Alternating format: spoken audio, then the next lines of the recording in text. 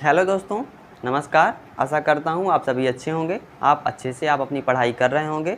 हम लोग exercises solve कर रहे हैं। इस टाइम पे कोऑर्डिनेट ज्योमेट्री के एक्सरसाइजेस को सॉल्व कर रहे हैं। ठीक है, एक्सरसाइजेस में हमने सारे कंसेप्ट्स को पहले जाना था। ठीक है, और फिर एक्सरसाइजेज हम कर रहे थे। ठीक है, उस पर हमने एक्सरसाइज 7.2 में क्वेश्चन 5 तक हमने कर लिया था। 5 क्वेश्चन हमने कर लिए थे। क्वेश्चन 6 से अब हमें करना है।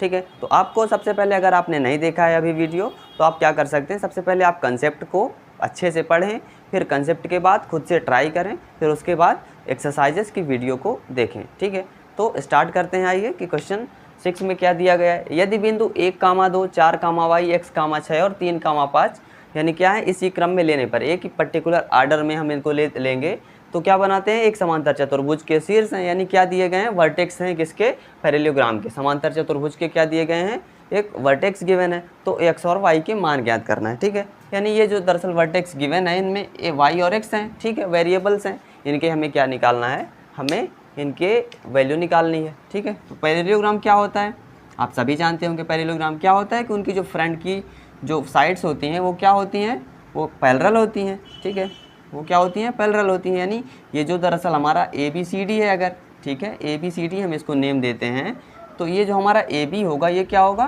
पैरेलल होगा। AB जो होगा वो किसके पैरेलल होगा, CD के। और जो हमारा AD है वो किसके पैरेलल होगा, BC के। ठीक है, इस टाइप से। तो ये होता है पैरेललोग्राम होता है। और पैरेललोग्राम की प्रॉपर्टीज़ क्या होती हैं, पैरेललोग्राम की प्रॉपर्टीज़ ये होती हैं कि दरअसल जो इनका डायगोनल होता है, यानी जो इनका विकर्ण होता है, वो क्या होते हैं, वो एक दूसरे को क्या करते हैं, समद्विभाजित करते हैं। समद्विभाजित का मतलब क्या होता है कि दरअसल ये टू इक्वल पार्ट्स में डिवाइड करते हैं, दो बराबर भागों में विभाजित करते हैं। अगर हम इसको क्या मानते हैं, कोई ये O पॉइंट है, ठीक है, O पॉइंट है, तो दरअसल क्या होगा कि ये जो हमारा AO होगा वो किसके इक्वल होगा, OC के इक्वल होगा। ठीक है, समद्विभाजित का मतलब ये होता है। और जो OD है वो किसके इक्वल होगा, OB के इक्वल होगा। ठीक है, इस टाइप से। तो ये जो OD है वो किसके इक्वल होगा, OB के इक्वल होगा। और हम क्या करते हैं, अब हमें बस यही हमें प्रॉपर्टी निकालना है। और हमारे पास इनके कोऑर्डिनेट गिवन है। A के कोऑर्डिनेट क्या है, 1, 2, B के कोऑर्डिनेट क्या है, 4, y गिवन है। ठीक है, और इसी टाइप से C के क्या है, x, 6 एक ऑर्डर में दिए गए हैं, इसी क्रम में लेने पर ये दिया है, तो हमें इसी क्रम में लिखना होगा इनको। ठीक है, अगर हम इनको उल्टा करेंगे तो क्या होगा, फिर हमारा आंसर क्या होगा, गलत हो जाएगा। ठीक, इसलिए हम इनको एक पर्टिकुलर आर्डर में ही लिखेंगे। ठीक, अगर ABCD हमने ऐसे माना है तो हमको ABCD इसी आर्डर में लिखना होगा। ठीक है, तो आप लिखेंगे। तो D के कोऑर्डिनेट क्या दिए गए हैं, 3, 5 दिए गए हैं। ठीक है, ये है। अब हमें दरअसल हम करना क्या है कि अब हम क्या करें कि अगर ये समद्विभाजित कर रहे हैं तो इसका कुछ पॉइंट मान ले। यानी हमारे मन में आना चाहिए, ऐसी थिंकिंग होनी चाहिए कि ये अगर हम इसके क्या मान ले, कोई पॉइंट मान ले, इसके कोऑर्डिनेट मान ले, निर्देशांक इसके मान ले। क्या कि अगर कुछ पॉइंट है, मान लेते हैं क्या PQ हैं। ठीक है, P और Q गिवन है, इसके कोऑर्डिनेट हैं PQ। ठीक है, तो क्या है, अब हम क्या कर सकते हैं कि अगर ये समद्विभाजित करते हैं, यानी अगर AO क्या है, OC के इक्वल है, AO OC के इक्वल है, तो क्या होगा, आप पढ़े होंगे मध्य बिंदु के निर्देशांक। ठीक है, मिड पॉइंट के कोऑर्डिनेट निकालना आपने सीखा होगा। मिड पॉइंट कैसे निकालते हैं, यानी हम इसमें फार्मूला अप्लाई कर दें AC में अगर मिड पॉइंट का, तो क्या होगा, हमें O की वैल्यू मिल जाएगी ना। तो हम कर सकते हैं ऐसा। अब हम BD के साथ जब करेंगे तो हमें एक कोई मिलेगा। ठीक है, मिड पॉइंट निकल आएगा। और जब हम AC की वैल्यू निकालेंगे, उसका मिड पॉइंट फार्मूला अप्लाई करेंगे तो मिलेगा। तो हमें दरअसल इसके P और Q के कोऑर्डिनेट क्या होंगे, मिल जाएंगे। ठीक, तो अब इसमें आप रीजन लिख सकते हैं कि चूंकि ये क्या है, ये एक समांतर चतुर्भुज है। ठीक है, चूंकि चतुर्भुज क्या है, एक समांतर चतुर्भुज है, इसलिए क्या होंगे, इसके विकर्ण क्या करेंगे, एक दूसरे को समद्विभाजित करेंगे।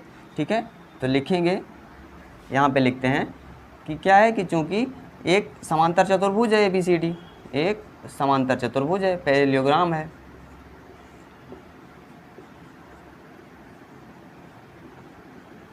समांतर चतुर्भुज है, इसलिए क्या होगा कि जो विकर्ण होंगे, डायगोनल होंगे इसके, वो क्या करेंगे, एक दूसरे को ये बाइसेक्ट करेंगे, यानी समद्विभाजित करेंगे। विकर्ण एक दूसरे को समद्विभाजित करेंगे।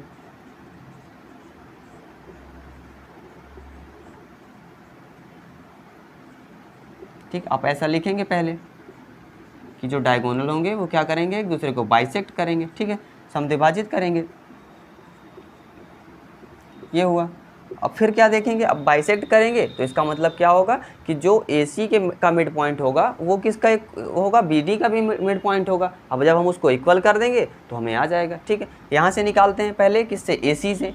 ठीक है, AC से निकालते हैं। तो AC से जो क्या होगा, पहले AC में लिखते हैं, AC का मिड पॉइंट O है। ठीक है, यानी अगर हम x का कोऑर्डिनेट लिखेंगे तो P है, x का कोऑर्डिनेट क्या गिवन है, P है। ठीक है, फार्मूला क्या होता है जब हम लिखते हैं कि मिड पॉइंट का, तो x is equal to x1 plus x2/2 और y is equal to y1 plus y2/2, ऐसा होता है। ठीक है, अब इसमें जो हम x दरअसल लिखेंगे वो क्या है, p गिवन है। किसके लिए, AC के लिए भी p है x। ठीक है, और जो हमारा BD है उसके लिए भी क्या है, p है। ठीक है, तो हम इसको क्या करेंगे, जो दरअसल p की वैल्यू होगी वो क्या होगी, इक्वल होगी। तो हम उसको जब इक्वल करेंगे तो आंसर मिलेगा। ठीक है, p है, लिखते हैं। किसके लिए लिख रहे हैं, AC के लिए लिख रहे हैं, तो x1 प्लस x2 यानी 1 प्लस x, ऐसा आएगा, 1 प्लस x/2 ऐसा होगा, 1 प्लस x/2 ये आया यहाँ से। और जब हम किसके लिए लिख रहे होंगे, BD के लिए लिख रहे होंगे, तब क्या होगा, BD के लिए, तो BD के लिए जब हम लिखेंगे तो P की वैल्यू क्या होगी, यहाँ से लिखते हैं, क्या होगा आपका 3 प्लस 4/2 ये आया आपके पास। ठीक है, अब इन दोनों P को हम क्या करें, इक्वल कर दें अगर।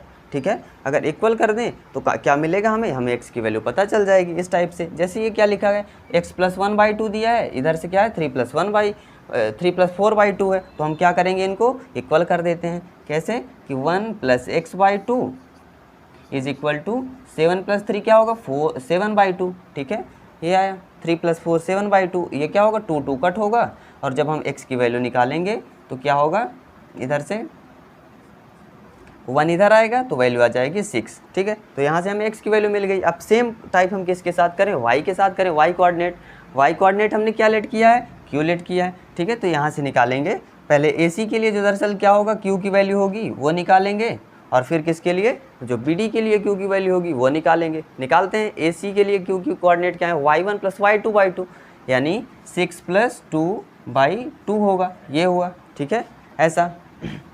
फिर ये किसके लिए है, AC के लिए है, और जो आपका BD के लिए होगा वो क्या होगा,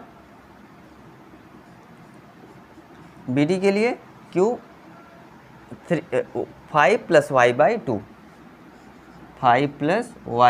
होगा, ये q आया आपके पास। ठीक है, अब इन दोनों q को हम क्या करें, इक्वल कर दें कोऑर्डिनेट को। 6 प्लस 2/2 क्या होगा आपके पास, 8/2 यानी 4 आएगा। तो 5 प्लस y/2 को हम किसके इक्वल कर दें, 4 के इक्वल कर दें। 6 2 8 बटे 2 करेंगे तो 4 आएगा, फिर ये इधर जाएगा तो 8 बनेगा, यानी 5 प्लस y बराबर 8 बनेगा। तो y की वैल्यू क्या आएगी आपके पास, 8 में से 5 जाएंगे तो 3 आएगा, यानी x के कोऑर्डिनेट क्या मिले 6 और y के कोऑर्डिनेट क्या मिले 3 मिले। तो हम यहाँ से बता सकते हैं। ठीक है, हमें बस यही पता करना था क्या, कि जो दरअसल x है और y है उसकी वैल्यू क्या होगी। ठीक है, तो इस टाइप से आपका क्वेश्चन 6 हो जाएगा। अब ये आपको समझ में आया होगा। ठीक है, अच्छे से नोट कर लें आप। तो आपने क्वेश्चन 6 कर लिया। अब हम क्या करते हैं, क्वेश्चन 7 को देखते हैं। 7 में क्या दिया गया। ठीक है, उसके पहले क्या है कि बिंदु ए के निर्देशांक ज्ञात कीजिए जहाँ AB एक वृत्त है, यानी क्या है कि AB एक वृत्त का व्यास दिया गया है। ठीक है, यानी ये कोई एक सर्कल है हमारे पास जिसका सेंटर दिया हुआ है और क्या है एक डायमीटर बना है, उसका व्यास बना हुआ है, और यानी AB क्या है, व्यास है, जिसमें क्या है B के कोऑर्डिनेट हमें पता है और A निकालना है हमें। ठीक है, A की वैल्यू निकालनी है। तो हम क्वेश्चन को पहले देखते हैं। सबसे पहले आप अच्छे से पढ़ें क्वेश्चन को, फिर क्या करना होगा आपको, आप जो आपके पास दी गई हैं वैल्यूज़ उनको पहले क्या करें, वहाँ लिखें। जैसे आपके पास केंद्र दिया गया, सेंटर दिया गया, तो आप सेंटर पे लिखें, पहले उसको रिप्रेजेंट करें।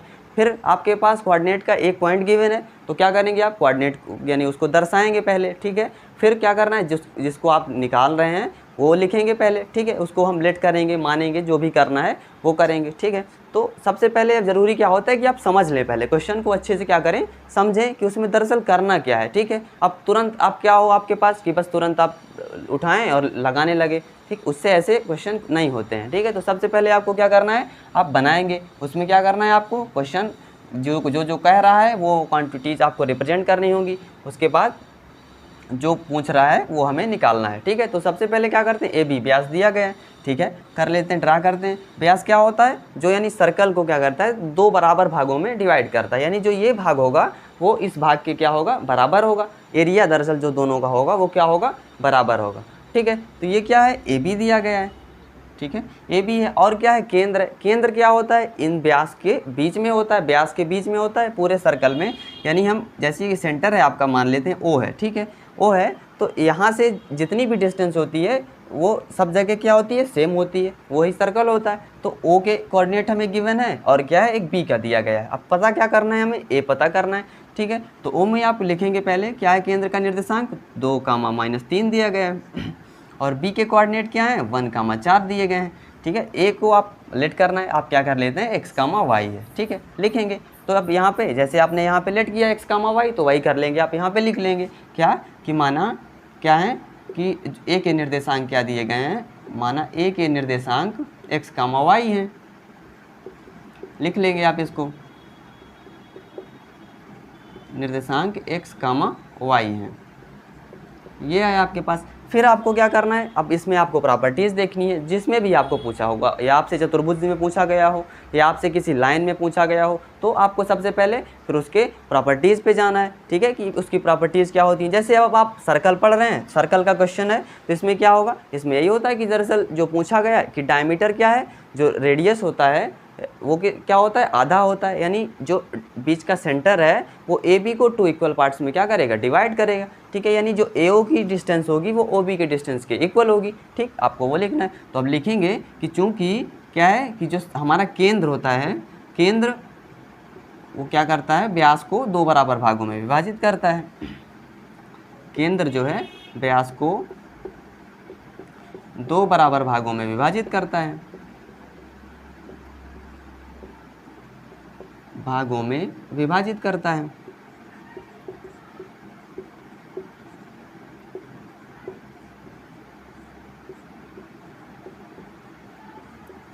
तो अब चूंकि क्या हो रहा है कि जो हमारा केंद्र है, सेंटर है, वो क्या करता है, व्यास को समद्विभाजित करता है, इसलिए क्या होगा कि जो ये ए बी का ओ क्या होगा, मध्य बिंदु होगा, ठीक है।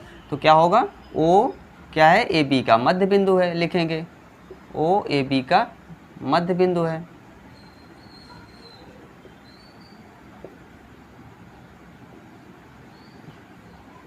अब मध्य बिंदु है तो हम क्या कर सकते हैं, इसमें मिड पॉइंट फार्मूला लगा देंगे, मध्य बिंदु का सूत्र लगाएंगे, ठीक है।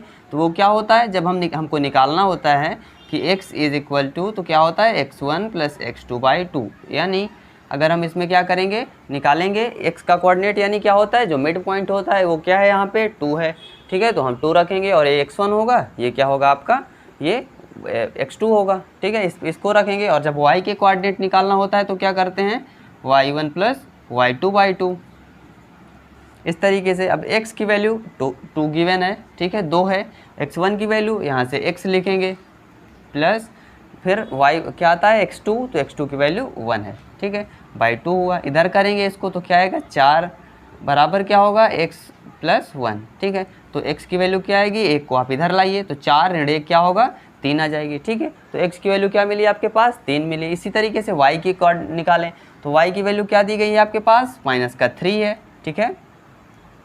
और y1 + y2 यानी y + 4 का /2, ठीक है। तो इधर से क्या होगा, -6 होगा और y + 4 हुआ। तो ये y की वैल्यू क्या आ गई आपके पास, माइनस, जब 4 को इधर लाएंगे तो वो भी माइनस का होगा, तो -6 - 4 क्या हो जाएगा, -10, ठीक है। तो इस तरह से पूछा क्या था कि जो आपका ए है उसके निर्देशांक क्या होंगे, तो क्या हो जाएंगे आपके 3, -10 हो जाएंगे, ठीक है। तो यहाँ पे आप लिख देंगे, अतः ए के निर्देशांक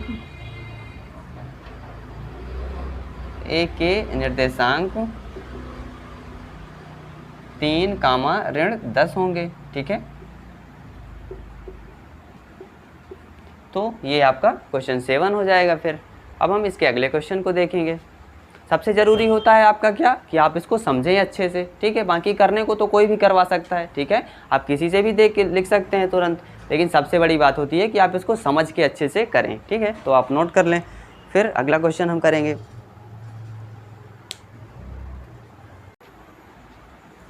तो अब क्वेश्चन 8 को देखते हैं हम, क्या दिया गया है इसमें, कि यदि ए और बी क्रमशः -2, -2 और 2, -4 हों, और क्या दिया गया आपके पास कि बिंदु P के निर्देशांक ज्ञात कीजिए ताकि AP = 3/7 AB हो, ठीक है। यानी आपके पास एक ये कंडीशन दी हुई है, क्या है कि ए पी बराबर 3/7 ए बी हो और पी रेखाखंड ए बी पर स्थित है, यानी ए बी कोई लाइन है, दरअसल ए बी कोई लाइन है, उस पर क्या है पी पॉइंट सिचुएटेड है, ठीक है, यानी उस पर कोई पी पॉइंट है।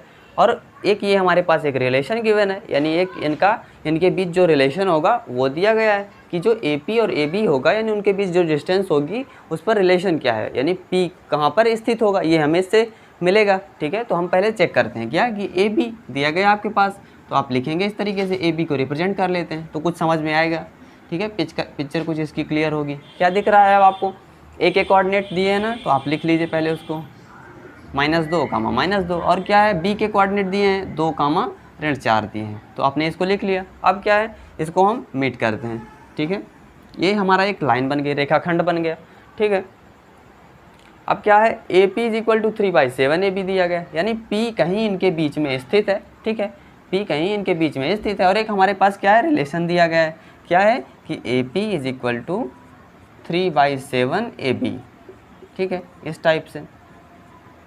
तो अगर हम ए बी को इधर लाते हैं तो क्या देखते हैं कि अगर हम ए बी को A P by A B लिखते हैं तो क्या आता है आपके पास, 3/7 आता है, ठीक है।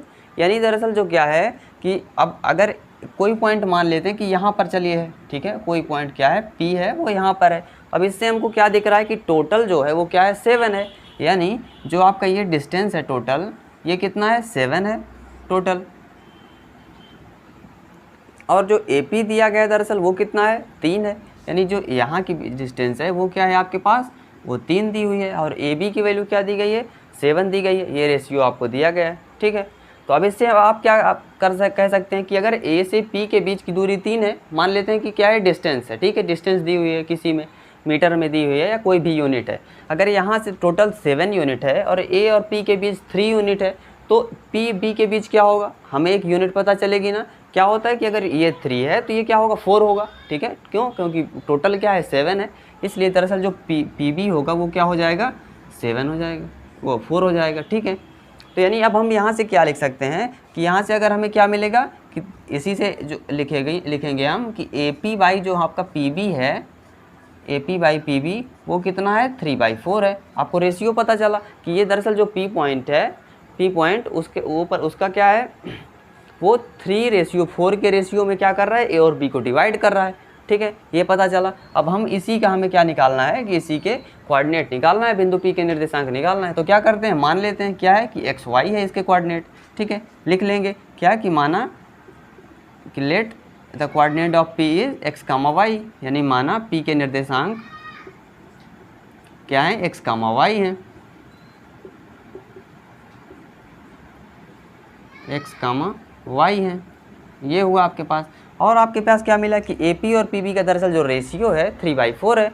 इसी को आप क्या लिख सकते हैं, M1 M2 से रिप्रेजेंट करेंगे। अब इस पे क्या करेंगे, सेक्शन फार्मूला लगाएं, विभाजन का सूत्र, तो क्या हो जाएगा, उससे हमें जो वैल्यू होगी पी की वो मिल जाएगी, ठीक है। निकालते हैं क्या होता है, रेशियो दिया है ना आपके पास, तो क्या लिखेंगे आप, यहाँ से पता है आपको कि A P ratio P B जो गिवन है वो क्या दिया गया है 3/4।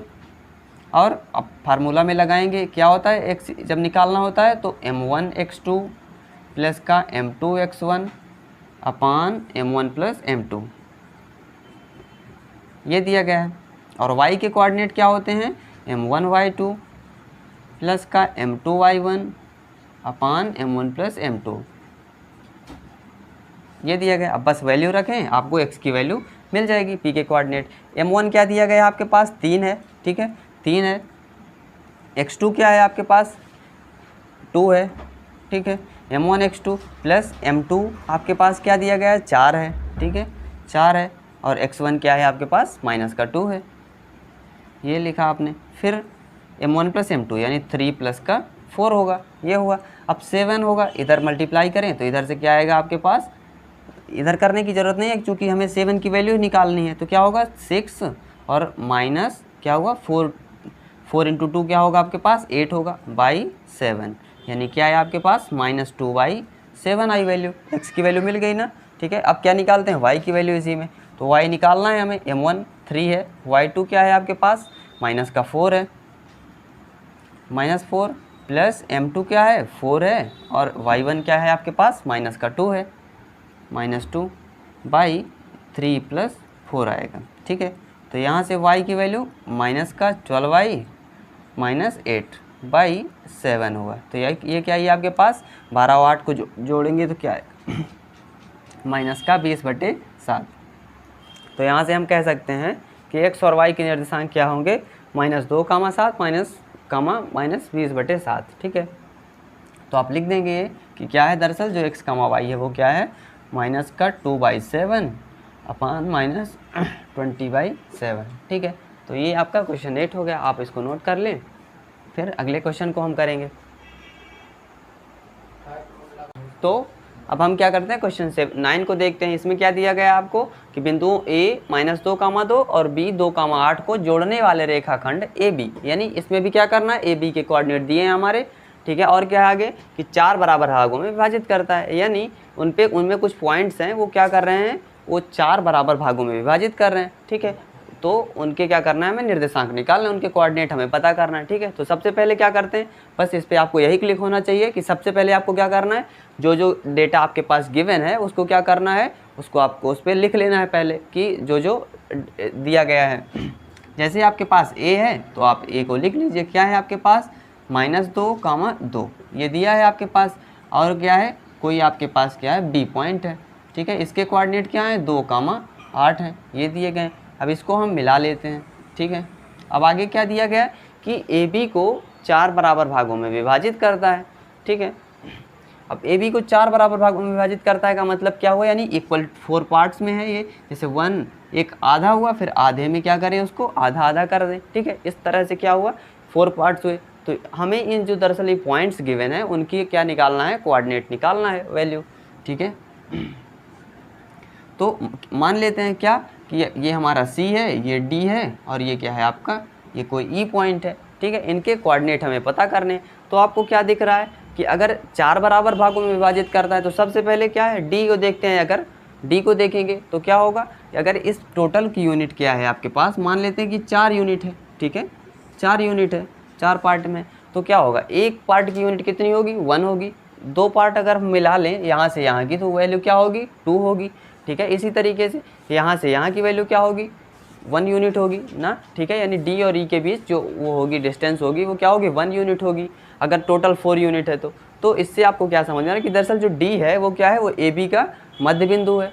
ठीक है, AB का मध्य बिंदु है। तो आप पहले क्या करें, दो तरीक़ों से आप इसको लगा सकते हैं। कैसे कि आप पहले क्या करें D को A और B के मध्य बिंदु के निर्देशांक से निकाल लें। ठीक है, वैसे होगा तो D के पता चल जाएगा। फिर क्या करें आप A और D का मध्य बिंदु क्या है आपका C पॉइंट है, तो उससे C के मिलेंगे। फिर D और B का मध्य बिंदु क्या है E है, तो उससे मिल जाएगा। ठीक, या फिर आप क्या करें पहले आप D का निकाल लें, फिर कहाँ से A और C की जो दरअसल डिस्टेंस होगी वो क्या होगी 1 यूनिट होगी, और C और जो B तक का वो होगा वो कितना है 3 यूनिट है। ठीक है, 3 पार्ट्स में है ना ये, इधर तो 3 यूनिट होगा और इधर का क्या होगा 1 यूनिट में। तो उसको क्या कैसे विभाजन के सूत्र से आप निकाल सकते हैं। तो ज़्यादा सिंपल क्या पड़ेगा कि आप क्या करें इसको मिड पॉइंट के फार्मूला से मध्य बिंदु के निर्देशांक से आप निकाल लें इसको, तो तुरंत आपको मिल जाएगा। ठीक है, उस तरीके से तो निकालते हैं इसको। तो सबसे पहले आप क्या कर सकते हैं कि लिखेंगे कि बिंदु D के लिए, ठीक है, बिंदु D के लिए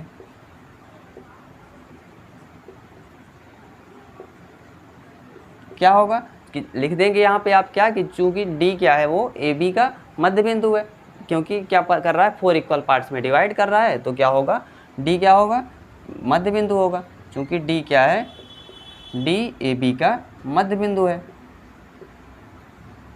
ये आपको लगाना होगा, तो आप किससे कर सकते हैं। अब अगर रेशियो में लिखना है आपको तो क्या होगा 2 यूनिट ये होगा यहाँ से यहाँ तक का, और 2 यूनिट यहाँ से यहाँ तक का होगा, तो इसका रेशियो क्या हो जाएगा वही होगा 1:1 होगा। ठीक है, तो M1 M2 की वैल्यू जब रखेंगे एक 1/1 रखेंगे, यानी जब इसको 2/2 लिखेंगे तो ये क्या है 1/1 ही तो है ना।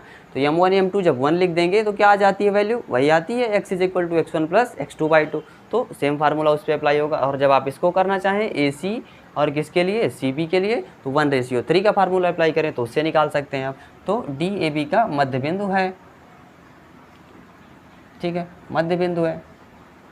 तो उसके लिए क्या करेंगे सीधा फार्मूला अप्लाई करें, क्या कि अगर D के लिए x का कोऑर्डिनेट क्या होगा तो लिखेंगे -2 + 2/2, ठीक है, x1 प्लस x2 y2 हुआ। और y की वैल्यू निकालना होगा तो क्या लिखेंगे आप कि 2 + 8/2 ये हुआ यहाँ से। तो x के कोऑर्डिनेट दरअसल क्या है आपके पास, 2 में से 2 जब जाएगा सब्सट्रैक्ट करेंगे तो क्या होगा, 0 हो जाएगा। 2 से डिवाइड करेंगे तो 0 आएगा, ठीक है। तो x की वैल्यू क्या आ गई, 0 आई। और y के कोऑर्डिनेट क्या मिले आपके पास, 8 2 10 होगा, 10/2 करेंगे तो 5 आएगा। तो दरअसल जो हमारा d है उसका कोऑर्डिनेट क्या आ गया, 0,5 आए। तो लिख देंगे आप यहाँ से क्या कि d के निर्देशांक क्या होंगे, d के निर्देशांक 0,5, ठीक है, ये लिखेंगे। अब फिर किसका निकालें, d का निकल गया, अब किसका निकाल लें, हम c का निकाल लें एक बार। तो c के लिए क्या लिखेंगे, यही कि a और d का c क्या है, मध्य बिंदु है। इसको लिख के आप कर सकते हैं। तो अब यहाँ से क्या करते हैं, c के लिए, बिंदु c के लिए,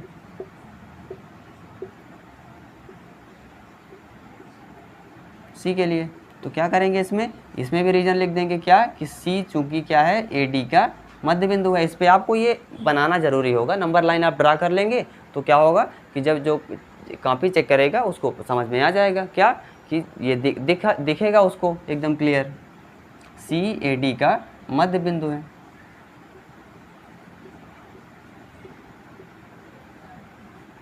ठीक है, इस तरीके से ये हुआ। अब C AD का मध्य बिंदु है तो इसको भी क्या करेंगे, इसका x कोऑर्डिनेट निकालना होगा। तो क्या होगा आपके पास, अब d की वैल्यू पता हमें चल गई, क्या है d की वैल्यू, 0,5 है। तो ये हुआ, ठीक है, 0,5। अब इसके लिए लिखें तो क्या होगा, -2 + 0/2 और y की वैल्यू लिखेंगे तो y1 + y2/2 यानी 2 + 5/2 ये आया आपके पास। तो क्या मिला आपके पास, x की वैल्यू क्या मिली, -2/2 यानी x = -1 और y = 7/2। तो यहाँ से क्या मिलेगा आपके पास कि c के निर्देशांक क्या होंगे, c के निर्देशांक, c के जो कोऑर्डिनेट होंगे वो होंगे -1, 7/2 होंगे। ठीक है, इस तरीके से अब c मिल गया आपके पास। ठीक है, -1, 7/2। अब सेम किस में अप्लाई करेंगे, d और b, e के लिए इसको जब निकाल रहे होंगे आप। ठीक है, तो लिखते हैं बिंदु e के लिए,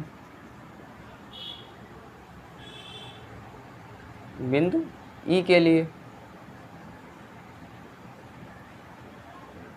इसमें क्या लिखेंगे आप कि जो ई है वो बी और डी का मध्य बिंदु है। ठीक है, ई क्या है, बी डी का मध्य बिंदु है।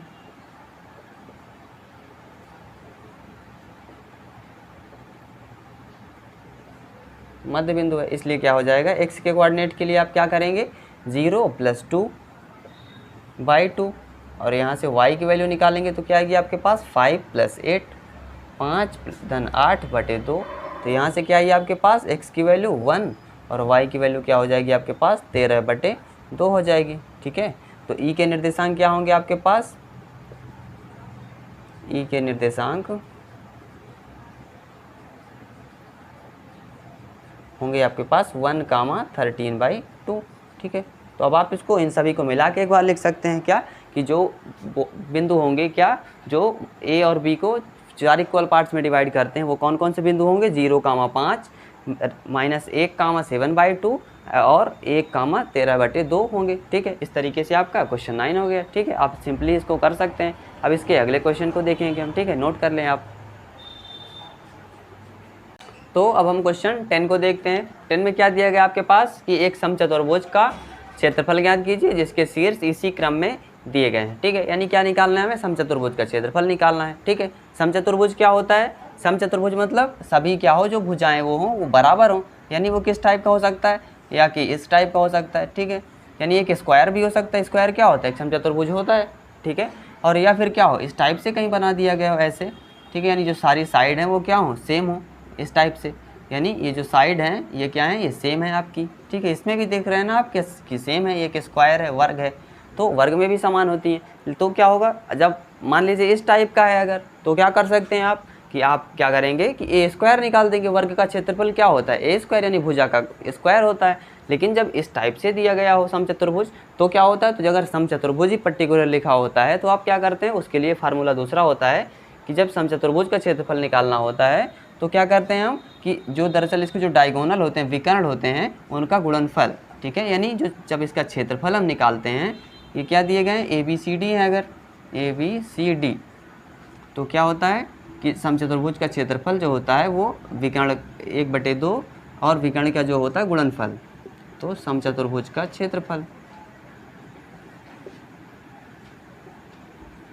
समचतुर्भुज का क्षेत्रफल लिखना है आपको। तो क्या लिखेंगे आप कि 1/2 और इसी में से लिख दें, क्या लिखेंगे कि AC इंटू का BD, ये आपका होगा। तो अब AC और BD हमें पता करना है तो हम तुरंत समचतुर्भुज का क्षेत्रफल बता सकते हैं, ठीक है। तो उसके लिए आपको क्या करना होगा, जब आप AC BD निकाल रहे होंगे तो आपको A और C के कोऑर्डिनेट तो पता है, तो आप क्या करें, इनके बीच की डिस्टेंस निकाल लें दूरी के सूत्र से। दूरी का सूत्र पहले वीडियो में और क्या था आपका, जो जब कंसेप्ट बता रहा था उसमें भी मैंने बताया था आपको, ठीक है। तो A के कोऑर्डिनेट क्या है, अब इसमें पहले लिख लेते हैं 3,0 A के हैं, और B क्या है 4,5 है। चूँकि इसी क्रम में बोला गया है तो इसलिए हम इनको क्रम में ही लिखेंगे। तो -1,4 और क्या है आपके पास -2,1, ठीक है।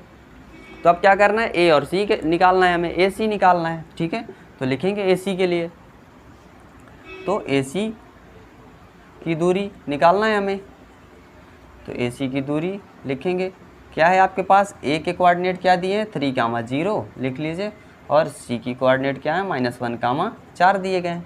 अब इससे आप डिस्टेंस निकालें AC की, क्या होगा √x1 + x2/2, वो x1 - x2/2 होता है आपका, क्या होगा 3, फिर माइनस होता है, लेकिन जब इधर भी माइनस है तो क्या हो जाएगा प्लस x1 - x2 का होल स्क्वायर, ये हुआ प्लस y1 - y2 का होल स्क्वायर, यानी 0 है -4 का होल स्क्वायर होगा।